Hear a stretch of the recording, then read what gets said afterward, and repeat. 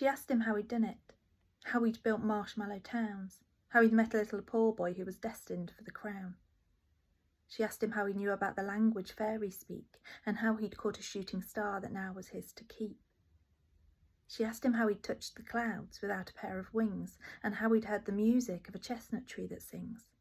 She asked him how he'd swum right to the bottom of the sea, and how he'd watched a mountain cry and heard the sunshine speak. She found it all a mystery. He breathed the air she breathed, but he breathed out tales of distant lands and things she'd never seen, and she saw a world of wonder when she looked up close at him, and when he spoke his words flowed like a poem on the wind.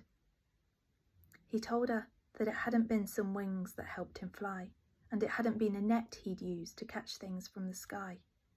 It wasn't maps that led him to a chest of buried gold, and it hadn't been a ship that sailed him halfway round the world. It wasn't bricks he'd used to build a castle in the sky, for he told her he had lived all of these wonders in his mind. And he told her she could do it too, 'cause reading's all it took, and she'd open up her world if she just opened up a book.